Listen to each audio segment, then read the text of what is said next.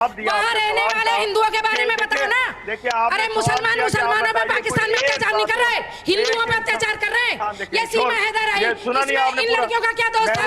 इनका धर्म परिवर्तन क्यों कर रहे हैं? इरशाद साहब, मुझे लगता है कि ये जो दर्द है ना, ये इन लोगों की जो तकलीफ है, जिस दर्द में ये थे पाकिस्तान में और इन्हें भारत आना पड़ा, इसका जवाब अगर दे दीजिएगा तो ज्यादा अच्छा रहेगा। खाने के लिए रोटी नहीं है, घर लूट लिए जाते हैं, मंदिर तोड़े जाते हैं, बहू बेटियों की इज्जत के साथ खिलवाड़ किया जाता है। ये तो हालात है हिंदुओं के पाकिस्तान में।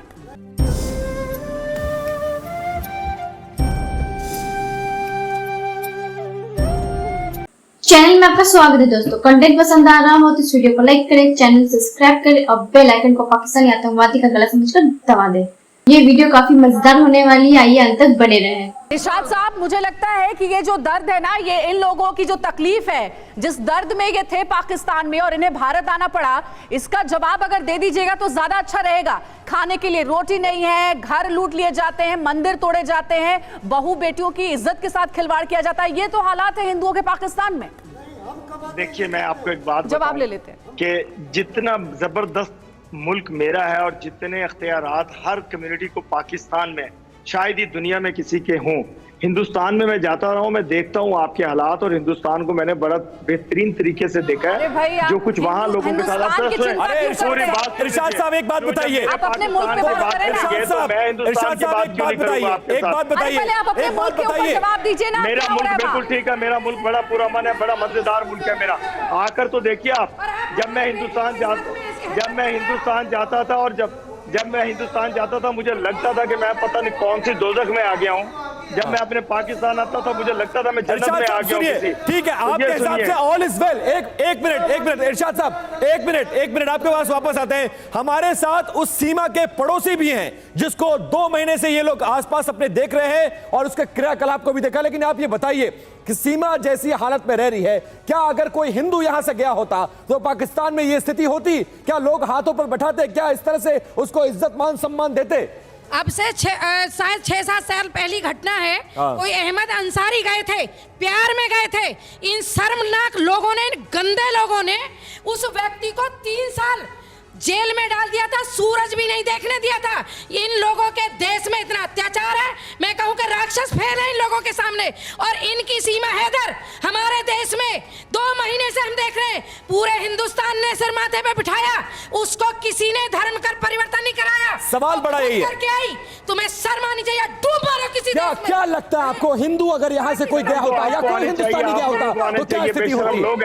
आज के पाकिस्तान में जैसे हमारे मछली पकड़ने वाले चले जाएं, वो ये अत्याचार करते हैं, इन्होंने सदा अत्याचार करा है।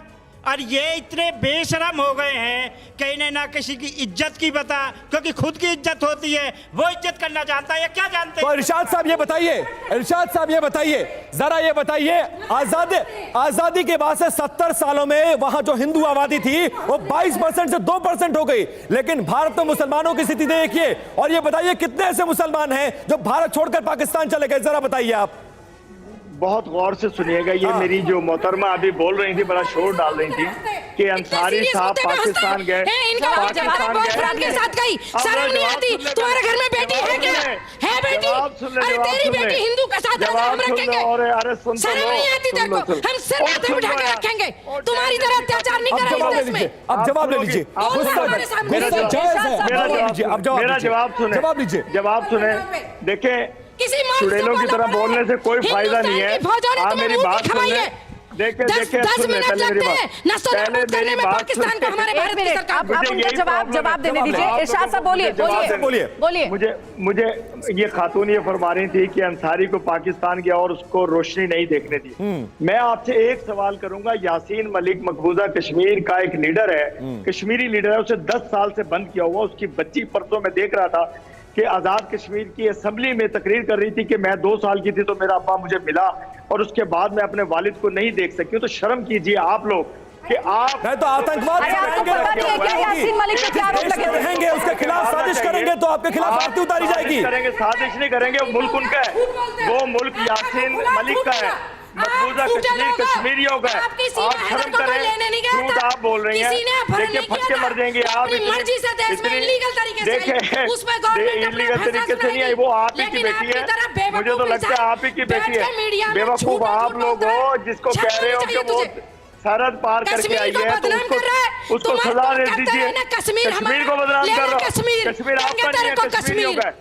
कश्मीर कश्मीरियों का है और कश्मीरियों को आजाद कीजिए। कश्मीरियों जुल्म बहुत करते खुश हो है आप लोग जब से लोगों धारा पे। 370 और हटी है, प्रोपेगेंडा हमारा आजाद जिंदगी जी 300 रहे धारा हटी आपने, मोदी जी आजाद के नहीं जी राज रहे। में अगर आपने मोदी फोर्सेस की सरकार हटाई है वहाँ से। पाकिस्तान में भी आ जाए ना ओ तुम कैसे मैडम, तुम दबा आपने के फोर्सेस भागते हटाई फिरोगे है। बहुत मोहल्ले वाले तंग होंगे आपसे मोहल्ले वाले बहुत तंग होंगे जितना बोलती हो। नाबूद हो गए। और मेरे भाई का क्या बनता होगा जो आपका तुम मिट जाओगे नक्शे में से। अरे वही ठीक है, नहीं देखिए मिटेंगे आप इरशाद हम साहब, नहीं मिटेंगे। इरशाद साहब, मैं वही कह रहा हूँ कि खुद ही लड़ जो लड़ के- एक मिनट इरशाद शोर साहब, डालने से आप लोग खुद ही लड़ लड़ के- हकीकत को सुनिए ना इरशाद साहब, ये पर्सनल झूठ कमेंट करने से बोलने कुछ नहीं होगा, सवाल का नहीं, जवाब कुछ भी नहीं, दीजिए। मैं पर्सनल कर रहा हूँ। उन राक्षसों मैंने में से जवाब हो दिया गया कि कि जो कह रही थी अंसारी को उसी मुंह सूरज से नहीं बोलते देखने हो, दिया। उसी मैं मुंह से कह रहा अत्याचार करते हो। हूँ मैंने एक ये सवाल बेटियां किया तुम्हें कि यासीन बॉयफ्रेंड के मलिक साथ जाती हुई आपने लग जो रही हैं। कश्मीर पे कब्जा किया हुआ उसका लीडर है, उसको 10 साल शर्म से नहीं आ रही आपने इसको। जमीन बोझ किया हुआ है। ठीक है, अब तो अब ये जो शोर जरा डालने चर्चा के को लिए आगे बढ़ाते खवातीन को हैं, बिठा लेते हैं। चर्चा को आगे बढ़ाते हैं। बढ़ाइए, नहीं लेकिन नहीं ऐसे इरशाद साहब शोर डालने साहब, वाली सवाल तो खवातीन को बनता है ना, बिठाया करें। सवाल तो बड़ी बनता है। इज्जत से सुना करें, बड़ी इज्जत से सुनाया करें। सवाल तो बनता है, आप जवाब भले नहीं दे, ये अलग बात है। जब बॉयफ्रेंड के लिए वो इज्जत से मौलाना क्या कर रहा था? सुना करें। ऐसी तैसी कर रहा है जब वो मैं मौलाना। आपकी बात सुनता हूँ तो वो आपका धर्म भी फर्ज परिवर्तन बनता कर है रहा आप है। आराम अंधे से हो सुने, क्या? ना कि शोर डाला जाए। ठीक है। इस तरह शोर डालने से बिल्कुल प्रोग्राम का आंखें कोई फूट फायदा गई नहीं हैं आप होता। लोगों की। मेरे ये देखिए अपने देश के ये लोगों ये को शोर ईमानदारी ये से तरीका अच्छे देखिए से आप कह रही रखो। पर्सनल। तुम्हारा भी अब ये नाम देखिए होता। इनके बोलने का ठीक है, तरीका एक मिनट, देखिए। अब जवाब ले लेते हैं। अब जवाब दीजिए, सिलसिलेवार तरीके से जवाब दीजिए, लेकिन तथ्यात्मक बात करिएगा। तथ्यात्मक बात आप लीक से हटकर बात करते हैं। जरा सीधा सवाल आपसे है।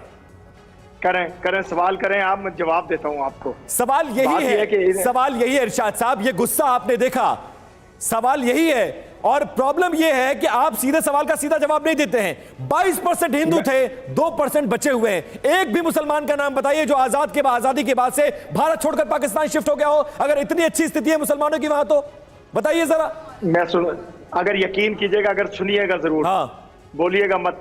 मेरे घर में मेरी बड़ी भाभी, मैं सहारनपुर से शादी करके लाया हूं। अगर वो उसको मैं टीवी पे बिठा दूं, वो बताएंगी आपको कि कितनी खुशो-खुर्रम है, हिंदुस्तान में कैसी थी और पाकिस्तान में कितनी खुश है। ये मैं अपने घर की बात बता रहा हूँ, अपनी फैमिली की। सहारनपुर से लेकर के आए, यहाँ से मैं बारात लेकर के गया था। तो अल्हम्दुलिल्लाह पाकिस्तान इतना अरे इरशाद साहब, आपके घर की बात नहीं पूछी जा रही है, पाकिस्तान में रहने वाले गरीब हिंदुओं के बारे में पूछा जा रहा है। बात क्या कि हिंदुस्तान से जो औरतें, जो हिंदुस्तान से कोई आया, मैंने आपको जवाब दिया। वहाँ रहने वाले हिंदुओं के बारे में बताओ ना। देखिए आप, अरे मुसलमानों पे पाकिस्तान में अत्याचार नहीं कर रहे, हिंदुओं पे अत्याचार कर रहे हैं। ये सीमा हैदर आई, सुना नहीं आपने? इन लड़कियों का क्या दोष था?